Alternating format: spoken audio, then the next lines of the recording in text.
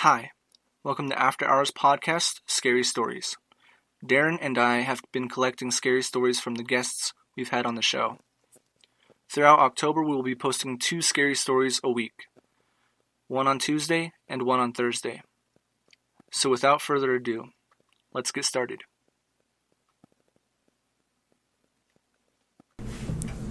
Okay, so I'll just tell another story. I don't think I've ever shared this one before. So it's not by my own. Well, actually, it might be at least. Are you going to do a creepypasta? That'd be awesome. Talking about Slenderman? Yeah, dude. Read off my phone. And we'll just take it to my own account. So during the 2020 election, on the front lawn, freshly mowed.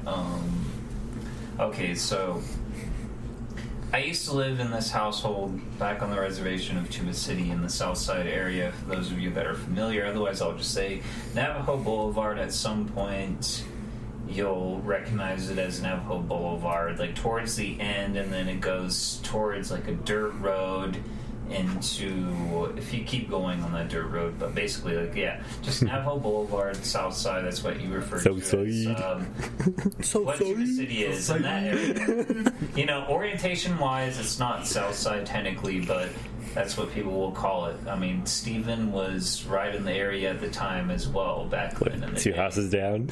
Yeah. It's because 2 trailers down. One capi's like right there.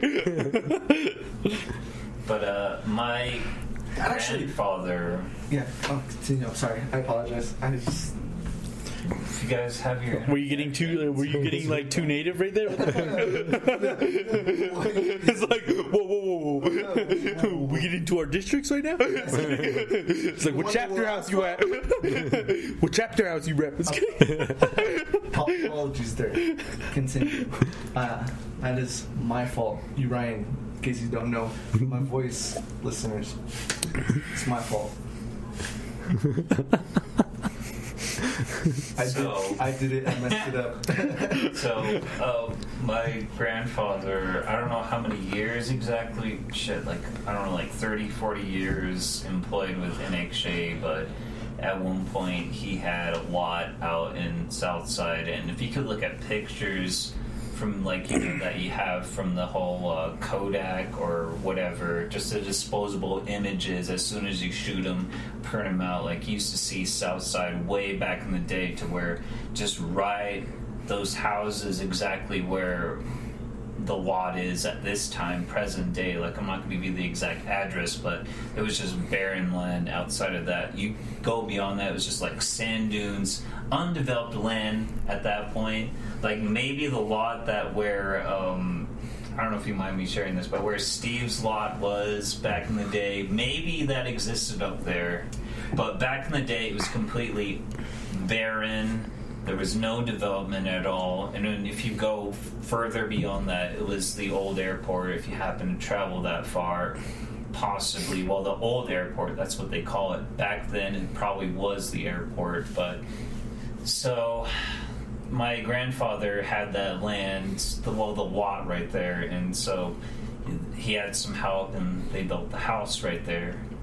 And at one point, there was these 2 individuals there outside just scouting. The dogs were going crazy, and like my dad remembers this happening, and probably some of my uncles and aunties at the time, but my grandfather, he walked outside, so there's like this like brick partition halfway. It's not full way up to like an actual wall, say 5 or 6 feet above, to where it'll obstruct or anything. It's just like a little halfway partition, maybe like 2 or 3 feet off the ground, going up as part of the driveway. But he saw 2 adult males just kind of scouting out, peering over that partition, just kind of looking forward, leaning over, almost like they're like in a prone position, like, what's going on here? We're scouting. Dogs are going crazy, like, who are these unknown individuals? And then he walked out there finally, just to see what was going on, thinking maybe they needed something or whatever. I don't know how the times were back then. say this was like the, I don't know, maybe the 50s, 60s at the time. But he saw one of them up close. He was just like a very elderly man. He like had basically just like ash rubbed all over him, so it was just like pure white. As soon as he got close enough to realize like this is like an elderly dude, just from head to toe just covered in ash. And it was like, why would he be like that, like at nighttime right now? And there's the reason why the dogs are barking. And I'm like, I don't recall the exact appearance as the other guy next to him, but he would probably be at least somewhat significantly younger than him. But just looking at the olden guy, just covered in ash, like pure white at that point, just looking over, like, I think they were just scouting out, saying like, can we have like at least a glass of water or like a bite to eat? And he just did that, and then they just passed on. Like, it was odd. Because like it might as well have just been like what the usual Native American culture is, as far as being like skinwalkers in a sense. Like, people don't usually scout out of the household, especially at night. Especially like gosh, I'm gonna use that word a lot, but to a sense where they want to at least commit some sort of like malicious acts and such to that said lot or household, or just the property in general. Like, especially, you don't really need a reason to come onto the property to really present yourself in that way, especially covered in ash from top to bottom. I should emphasize that he wasn't wearing like a shirt or anything. He was just really just like bare essentials. Probably he had like maybe some underwear at least. I understand. But, I understand what you're talking about. I don't know if that's the end of your story. That basically wraps it up. So he's just like, all right, I'll bring you a glass of water or like some food or whatever, and that was that. And then they just carried on. They just left. I don't know if I've told this story on any of the Scary Story podcast at all, but this might be the time, I guess. But there was a moment in junior high, I believe it was 8th grade year, junior high. And I remember laying on the bunk bed, my little brother on the bottom bunk, and I was just laying there, and then I remember, like, I can't fall asleep tonight.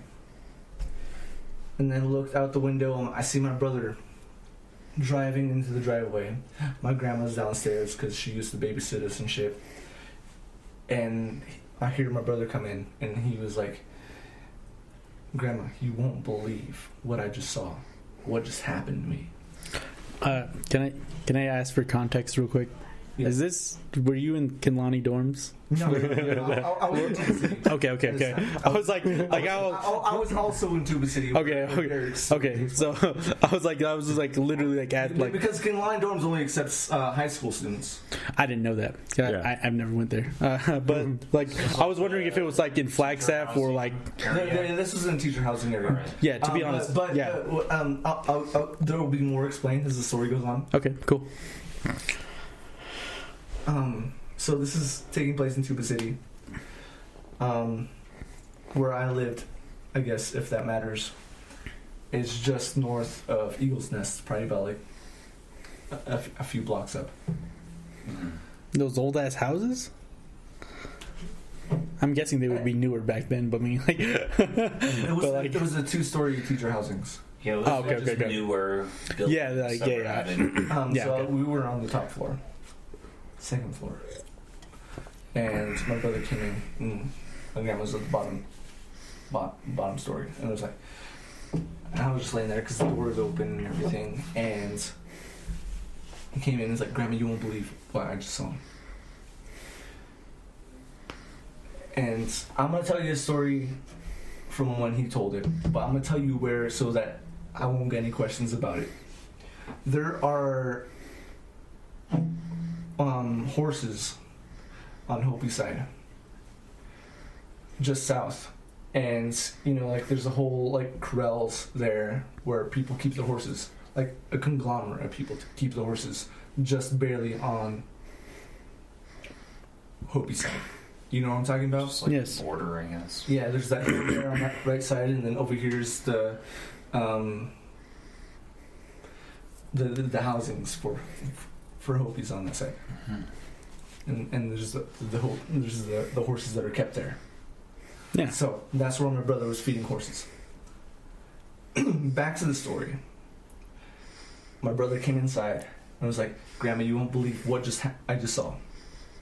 And from his perspective, this is what he told her. I was feeding the horses. I just got them all their hay. And I was about to get back in the truck when I heard them running. I grabbed the flashlight, which is a big, like those big flashlights you have to hold on the side. Yeah, like those push the Coleman. button. Yeah, the Coleman flashlights where it's like big.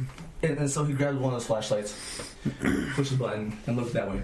And all the horses running in a circle in each of their stalls. Just running in a circle. And when he looked at it closer, he saw that there were hands on a bar. And when he moved the thing up, the flashlight up to look at what the hands were, there was this ginormous man, over 6 foot, doing a handstand on top of the bars. He was covered in white ash as well. He had full black eyes, doing a fucking handstand on the bars and shit. And from what my brother was saying is that he saw it for a second, and then the man opened his mouth, and there was nothing but blackness. Even with all the light that he was shining on him, there was nothing but blackness in his eyes, nothing but blackness in his mouth that shined back.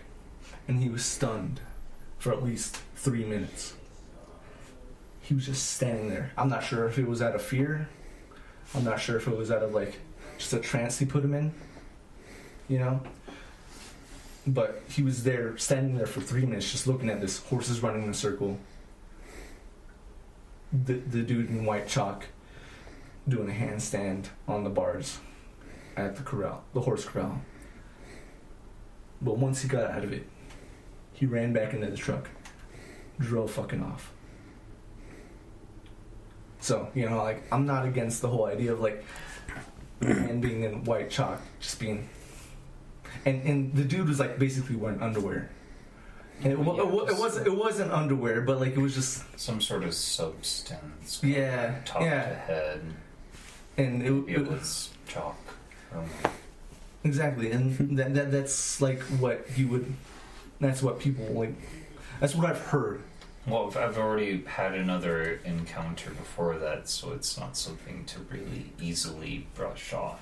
No, I agree. I think I might have told that story before, Agreed. But yeah. But when I was in high school and I saw like a white figure run across the road pretty quickly.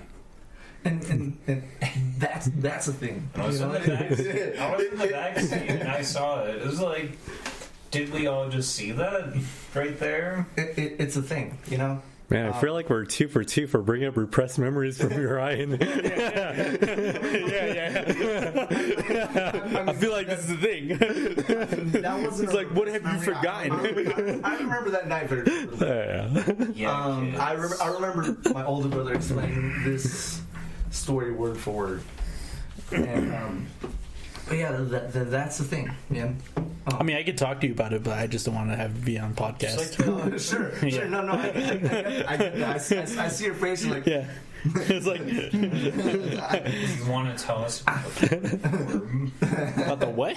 The floating orb? Which one?